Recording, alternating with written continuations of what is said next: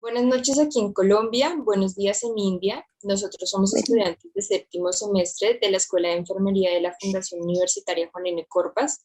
Contamos con la presencia de las estudiantes María Paula Martínez, Laura Rincón y quien les habla Camila Lozano. Nos encontramos desarrollando una actividad llamada Proyecto Integrador. Esta propuesta de la universidad consiste en seleccionar un libro por semestre y realizar un análisis dependiendo de las asignaturas que se estén viendo y el cuidado de enfermería al que nos estemos enfocando. Nosotros este semestre estamos enfocados en el cuidado de la primera infancia, infancia y adolescencia. El libro que estamos leyendo se llama Soy Malala, escrito por Malala Yousafzai con Cristina Lam. El día de hoy contamos con la presencia de la jefe del Departamento de Español del Colegio Internacional Dhirubhai Ambani, docente Nikita Gupta, quien nos va a permitir conocer un poco de la cultura y el pensamiento oriental en torno a la educación.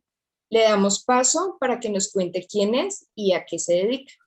soy Nitika y llevo muchísimos años, como más o menos 17 años enseñando español aquí en India.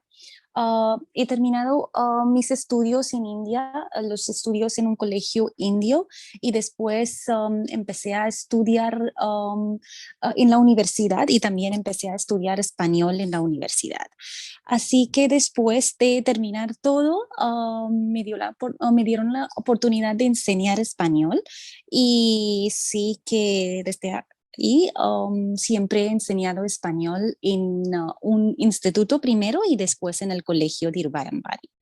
Entonces, ya es un poco sobre mí. Entonces, vamos a iniciar con la ronda de preguntas.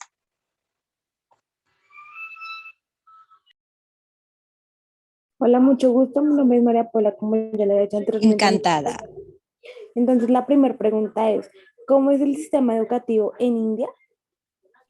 Pues el sistema educativo en India es que consiste de varias partes. Por ejemplo, hay colegios indios que tienen un sistema indio y tenemos varios currículum en India. Hay uno que es central, que es de India Nacional, y hay otro que cada estado tiene su currículum. Por ejemplo, cuando yo estudiaba en un colegio indio. Y un colegio de monjas, pero seguían un curso de mi estado, de estado de Maharashtra, donde vivo yo. Entonces, yo no estuve en el currículum nacional, pero sino en un currículum de mi estado. Es bastante diferente porque tenemos diferentes lenguas, estudiamos la lengua del estado, además también la historia, lo que estudiamos es diferente y así es. Entonces yo estudié no un currículum nacional, sino el currículum de mi estado. Hola, mi nombre es Laura y pues me alegra mucho que estemos teniendo esta conversación. ¿Qué tan importante es que los niños tengan un pensamiento crítico tanto en la academia como en la vida? Y cómo hacen los docentes, cómo ellos permiten que esto sea posible. Pues de verdad, nunca, en India nunca hemos pensado mucho en el pensamiento crítico. Sí que ahora está cambiando mucho el sistema con la influencia de currículums internacionales como IGCSE y IB, pero antes, como mencionaba, en el currículum nacional y también el currículum de los estados, no había mucha importancia en el pensamiento crítico.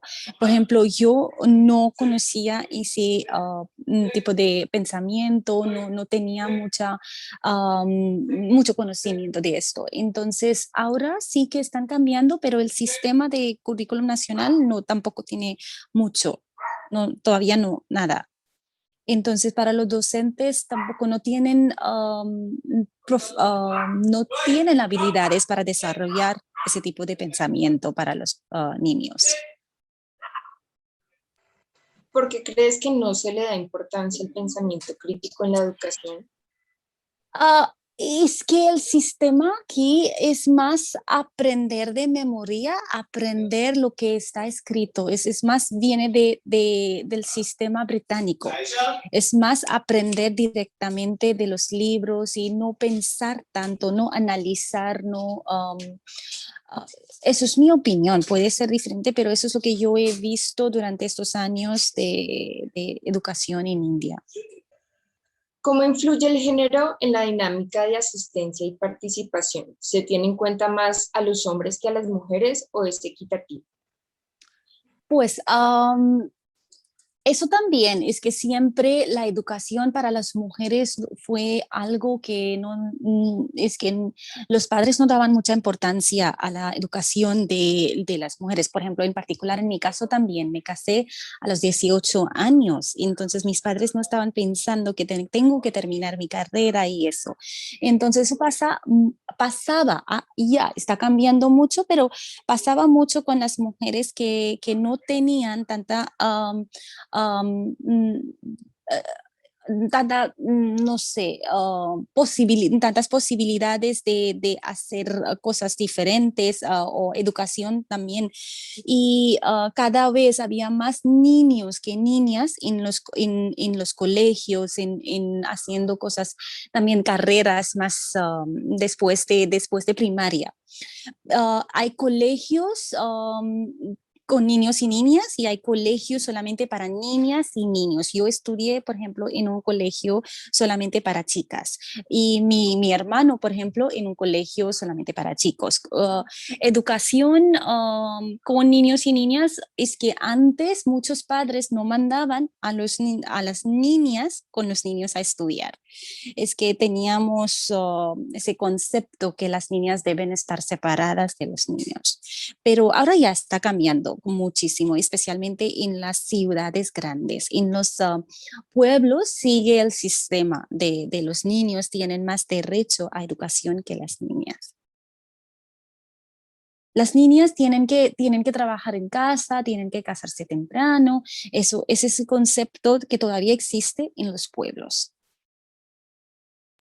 Ok, entonces la ¿Has siguiente pregunta escuchado es, no sé, alguna experiencia de una niña pues viviendo allá? ¿Ellas se sienten cómodas con esa función, con ese rol? Por ejemplo, yo, cuando me casé a los 18 años, no había terminado mi carrera. Entonces yo estaba cómoda entonces, pero ahora sí que pienso de manera diferente, pero en ese momento no pensé mucho porque era algo parte de mi cultura. Cuando yo he visto a mi madre que no terminó su carrera, que se casó temprano, no estudió mucho, y es algo que es parte de la cultura, es parte como es normal.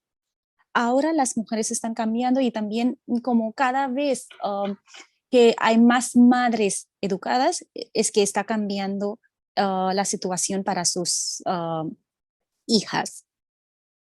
bueno, entonces la siguiente pregunta es, ¿cómo influyen las religiones en la educación? ¿Ustedes como docentes tienen la libertad de decidir cuáles temas van a desarrollar en clase, como política, derechos, o se ven limitadas en ese sentido?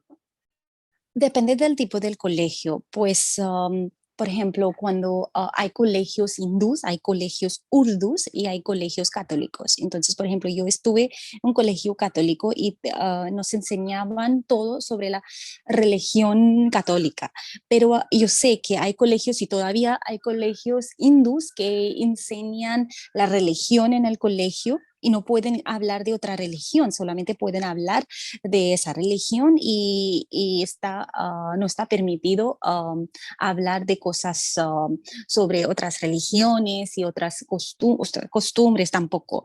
Entonces sí que hay problemas y también en colegios urdús, que tenemos muchos que solamente enseñan la religión musulmana y no se puede hablar de hinduismo, no se puede hablar de jainismo. Entonces, sí que en relación a la religión, todavía seguimos con esto. Y hay muchos colegios excepto los colegios internacionales, que siguen con ese sistema. Y una asignatura, antes lo que teníamos fue religión.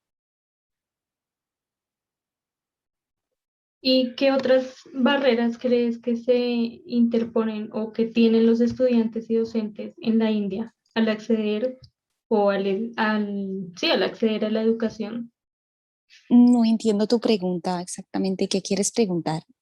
Como que, ¿a qué barreras se enfrentan ustedes para poder acceder a la educación? Entonces, ahorita hablabas, ejemplo, una puede ser la religión, donde pues se puede ver limitado un poco el tema. ¿Algún otro tema que se tenga que ver limitado? Facilidades. Pues ese es un problema en muchos colegios. Hay número de estudiantes cada clase, porque claro que el dinero, la plata, ese es importante. Mucha gente viene de una clase baja y no tienen acceso a esas facilidades, a mandarles a los hijos en colegios privados. Hay muchos colegios públicos, pero en los colegios públicos hay muchos problemas que no tienen infraestructura, no tienen facilidades, no tienen acceso a como cosas básicas para la educación, y eso resulta un gran problema para los docentes y también para los niños que estudian ahí. Entonces sí que para mí, por ejemplo, ahora en la pandemia hay colegios públicos que están sufriendo porque los niños no tienen móviles, no tienen acceso a ordenadores, y los profesores tampoco. Entonces ya no pueden continuar con la educación, no tienen nada. Entonces sí es un gran problema para los dos. Hay más niños que colegios. Sabemos que los temas que mencionas como infraestructura, como medios tecnológicos, pues sin duda es algo sumamente complicado porque no puede uno, digamos en tu caso como docente, uno no puede decir, bueno, voy a construir un colegio para darle a los niños la posibilidad de estudiar, pero ¿qué tan difícil sería poco a poco cambiar ese sistema? ¿O definitivamente no es una opción cambiar? No, claro, siempre hay opciones, y cada profesor puede hacer un poco, ¿no? Entonces, si pone su granito de arena, sí que se puede adelantar un poquito. Por ejemplo, empezar con valores, empezar con hablar de crear un ambiente más, con más libertad. Por ejemplo, si empieza de evaluar las opiniones de las niñas, de hablar de temas complicadas, se puede empezar a dar más um, voz a los niños que no tienen, no sé, nadie les escucha en casa porque siempre los padres están pensando en problemas más graves. Entonces, en los colegios, ese ámbito, por lo menos tendrán más, más libertad. Y también hablando de qué se puede hacer en los profesores, um, compartir su conocimiento, entender a los niños también. No sé, es que eso es complicado. Y cuando estoy hablando más del sistema indio-indio, no estoy hablando de los colegios internacionales. Por ejemplo, yo estoy enseñando en un colegio bastante grande y no es un colegio totalmente indio en el sentido que, por ejemplo, es un gran cambio de mi colegio. Entonces estoy hablando de la clase baja, estoy hablando de los niños en general, porque también en las ciudades los colegios son más avanzados y no como lo que estoy mencionando. Entonces yo pensaba que sería mejor también analizar el sistema indio de antes. ¿Y en quién recae la responsabilidad de educar a los niños en la India? Pues la religión y los valores, eso con los padres, pero educación, los docentes en los colegios. La responsabilidad es suya, no de los padres. Los padres nunca hablan. Por ejemplo, yo no tenía estas conversaciones con mis padres, qué quería hacer, qué podía seguir, no. Esa discusión y también es que fue la responsabilidad del colegio y de cada individuo. O sea, en el Pero, hogar pero como que se tratan los temas religiosos, pues. de los padres, religión es más de los padres, valores de los padres, pero educación, carrera, es cosas del colegio, la responsabilidad del colegio. Pero está cambiando, la situación está cambiando muchísimo, los padres jóvenes ya no piensan así, está cambiando muchísimo el sistema. Ahorita cuando mencionabas que de las cosas que podías hacer para cambiar el sistema era como tu rol docente, permitiéndole a ellos conocer diferentes cosas, nunca nadie te ha como, no sé cómo decirlo, nunca nadie te ha como amenazado o te ha prohibido que enseñes de la manera en que tú enseñas.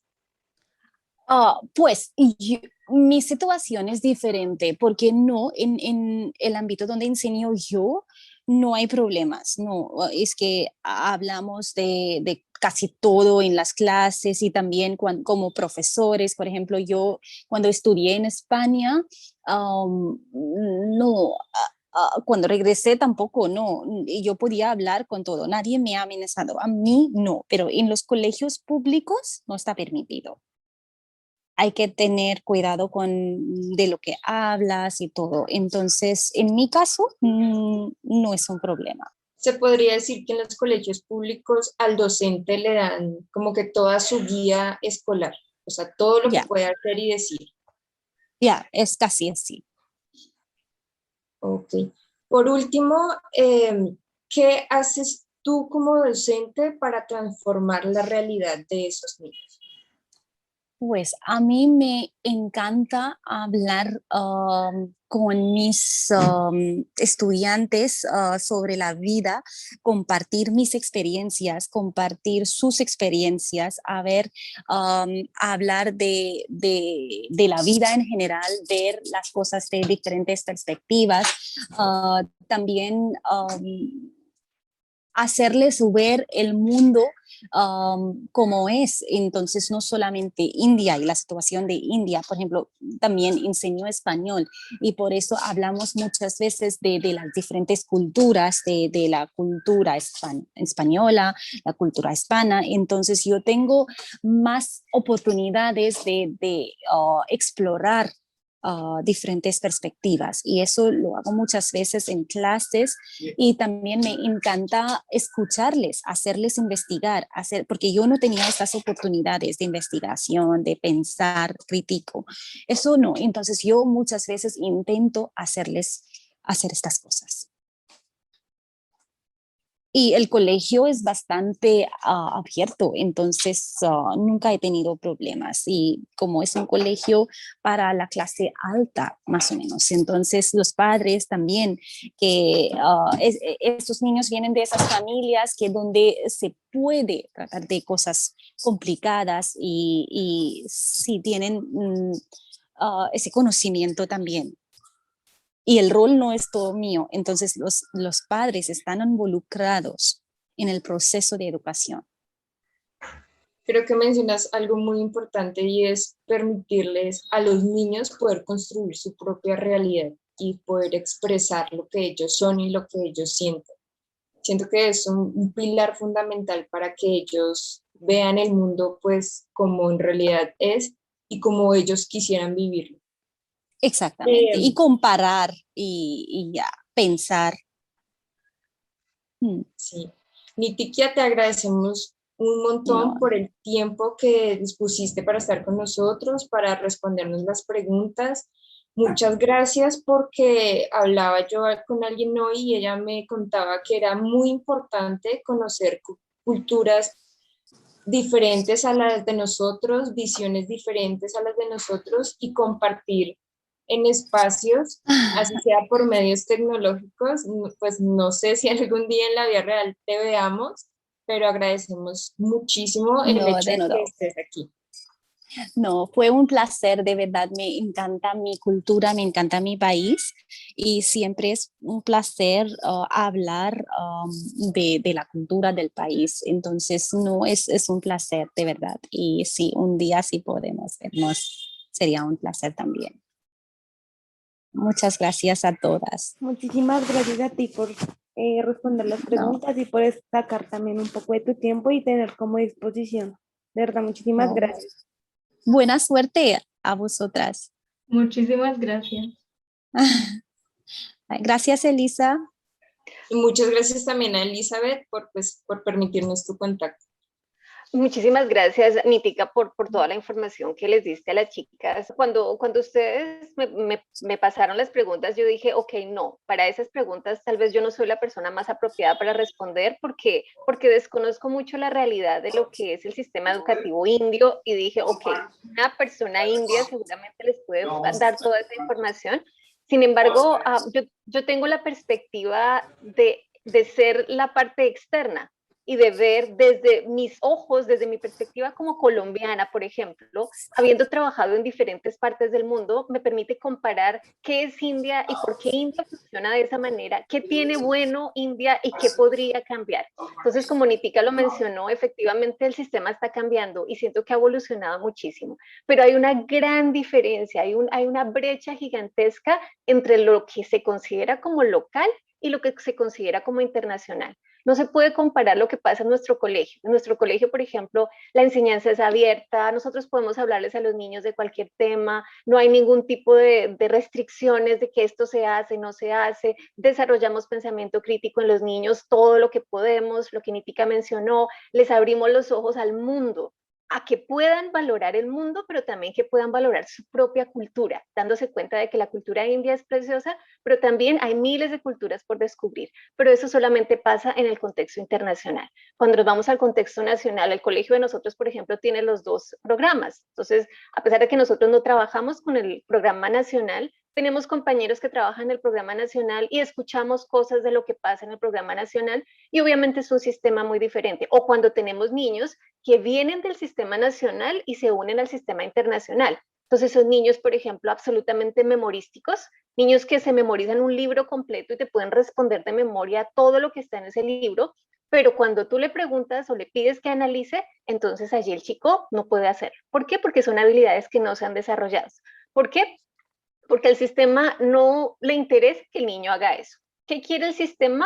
El niño, y me corriges Nitika si estoy equivocada, presentan unos exámenes locales y esos exámenes locales les van a dar acceso a las universidades locales. ¿Pero qué evalúan esos exámenes? Simplemente memoria. Pensamiento crítico, absolutamente nada. Entonces, ¿qué hace el sistema? El sistema prepara a los estudiantes para que respondan para esos exámenes, para que pasen al sistema, para que accedan a la universidad, para que sean profesionales y sigan respondiendo al mismo sistema, porque eso es lo que pasa con la educación. No sé, si pensamos en Colombia, de repente puede pasar lo mismo, ¿no? Necesitamos preparar al pueblo para que siga respondiendo con las mismas expectativas que tiene el sistema en este momento. Pero poco a poco yo siento que se han generando transformaciones importantes. Cuando Nitika mencionaba, por ejemplo, que lo que ella hace es, y cuando hablaba del rol de la mujer, para mí, por ejemplo, es cuando recién llegué yo a India y tenía esa mentalidad quizás un poco, no sé si equivocada, o pues son esa información que uno tiene, esos estereotipos que uno tiene de los países. Entonces, cuando empiezo a descubrir, ok, las niñas en India estudian, las niñas en India quieren ir a la universidad, las niñas en India ya no se quieren casar. El ejemplo está, por ejemplo, la hija de Nitika. Cuando Nitika es resultado de la tradición de haberse casado a los 18 años, de haber tenido una hija muy joven, pero Nitika no quiere eso para su hija. Entonces, su hija pertenece a la nueva generación, su hija tiene otros proyectos, no quiero decir que no se quiera casar, pero su educación, su formación, su proyecto de vida es más importante que lo que era antes para las mujeres el proyecto de vida, que era simplemente orientado a casarse. Ese era el proyecto de vida antes. Eso está evolucionando, pero ¿cómo evoluciona? Gracias a esas familias, a esas mamás que tienen una mente diferente.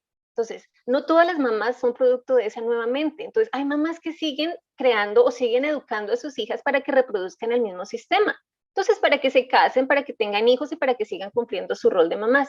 Pero dependiendo, en el contexto internacional, por ejemplo, se ven otras cosas, se ven niñas mucho más, como más proyectadas a tener su propio proyecto de vida, y eso pues realmente es algo muy positivo.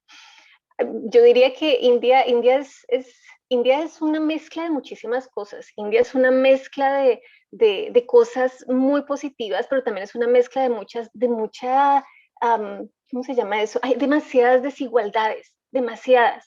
Entonces, cuando Nitika mencionaba, ok, sí, nosotros estamos haciendo clases en línea y tenemos absolutamente todo, pero los niños de las escuelas públicas no, y estamos en pandemia hace más de un año. O sea, hay niños que hace más de un año no tienen acceso a la educación.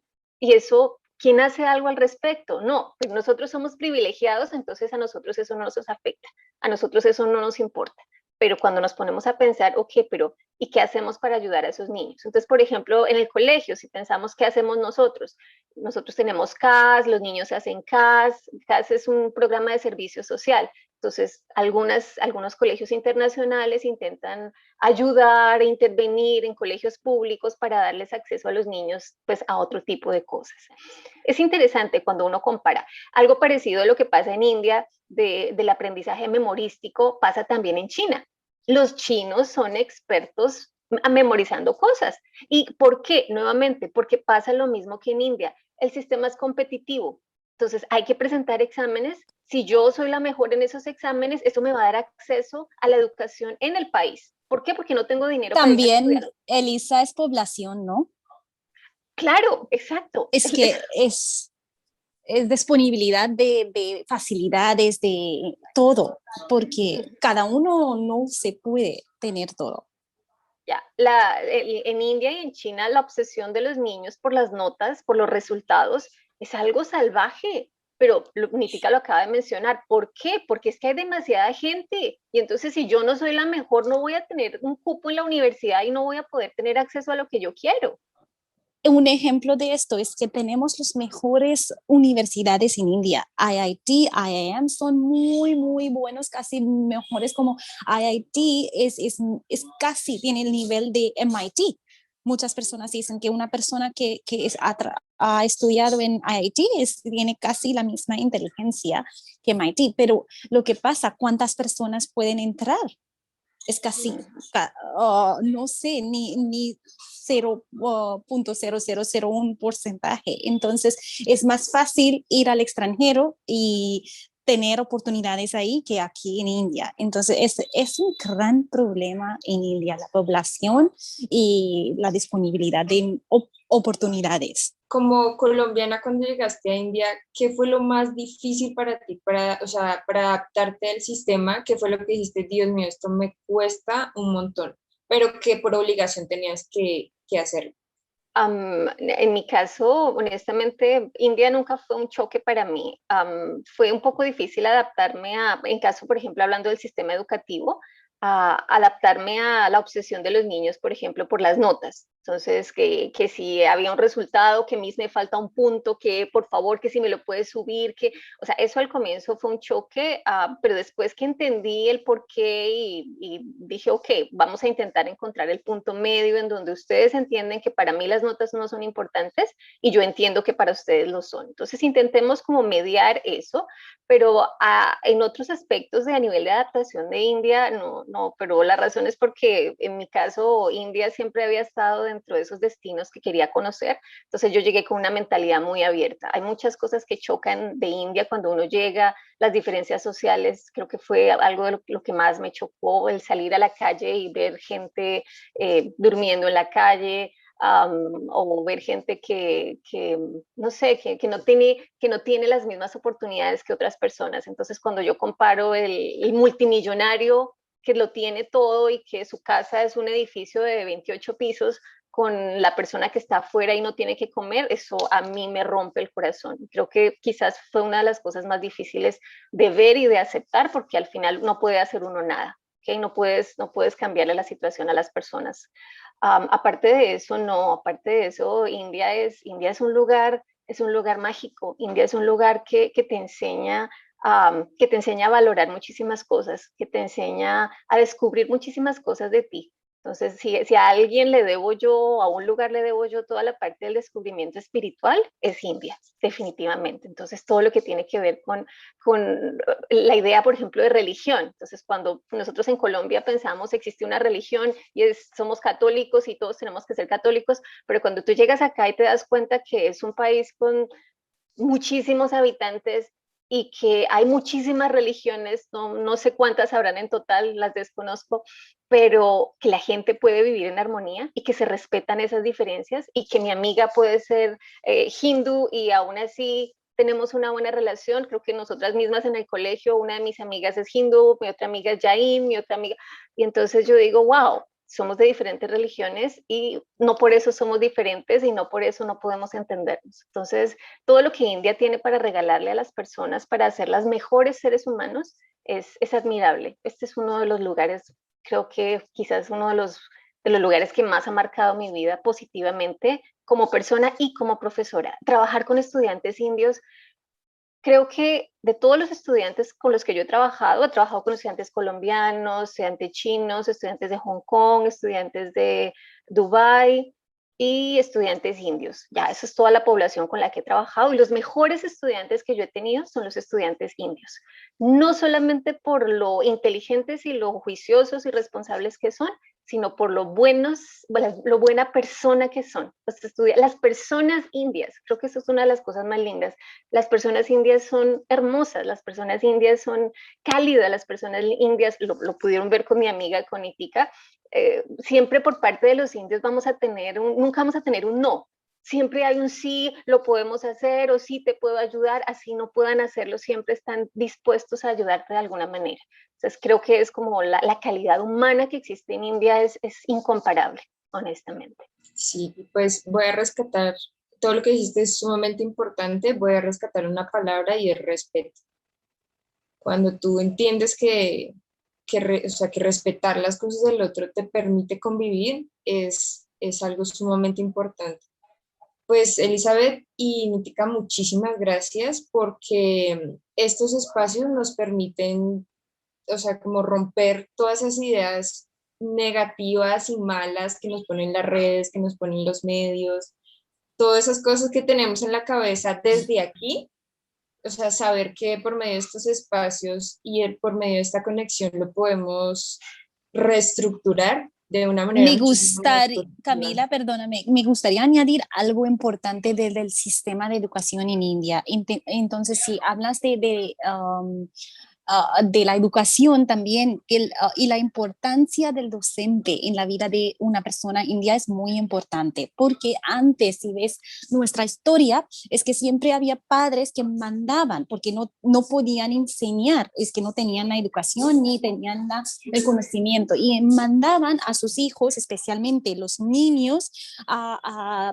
estudiar con los gurús, los docentes que vivían en otras partes y los padres mandaban, como daban todo al niño, que ahora vas a vivir con tu gurú y tu docente y vas a aprender todo de la vida, de la educación y todo. La responsabilidad es del gurú.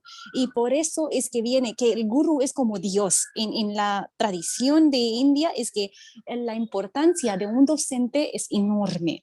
Entonces yo también adoro a mis profesores, a todos los que me han enseñado algo, porque solamente ellos podían enseñar algo. La responsabilidad de ellos era enorme y siempre los valores de India consiste de que no, el profesor siempre tiene razón, es importante en la vida de la persona y nunca se puede decir no al profesor, ni es que tú, no sé cómo explicar, es lo que debo a mi profesor, es que nunca se puede, yo nunca puedo negar nada al profesor, yo debo todo al profesor. Y por eso los niños todavía siguen con esto, que el profesor es importante. Ya, el respeto al profesor aquí es admirable, tanto de los estudiantes como de los padres de familia. O sea, los padres de familia son absolutamente, apoyan todo lo que uno les dice. Cuando necesito que él me ayude con esto y esto, sí, mi seguro, sí, no hay problema. Y de los niños también, si yo comparo los niños difíciles que he tenido en los diferentes contextos, los niños indios, así sea el más difícil que haya tenido, es un ángel comparado con otros estudiantes en otros contextos, definitivamente. O sea, los problemas que tiene uno aquí son mínimos, mínimos, comparado con lo que uno puede tener en otros lados, y es justamente porque por ese respeto que los niños sienten hacia sus profesores, esa admiración. Uno se siente muy admirado aquí por parte de los estudiantes, de ellos valoran mucho lo que nosotros hacemos y siempre está el gracias por delante, siempre está no sé, el reconocimiento por lo que nosotros hacemos por ellos, y eso pues la verdad lo hace sentir a uno bastante bien. Entonces, muchísimas gracias de nuevo por el espacio, por la disposición. No, pues no sé, no tengo nada más que decir, ya todo el agradecimiento lo dije. Espero pues en algún momento volver a compartir con ustedes y que estén muy bien. Vale, muchísimas gracias a todas. Gracias, Nitica, también a ti. No, de nada, fue un placer. Solo La agradecerles verdad que por todo esta fue muy enorme interesante, oportunidad. pues agradecerle realmente por decir unas cosas tan valiosas que realmente había muchas cosas que yo no sabía. Entonces creo que fue una entrevista muy enriquecedora para todas.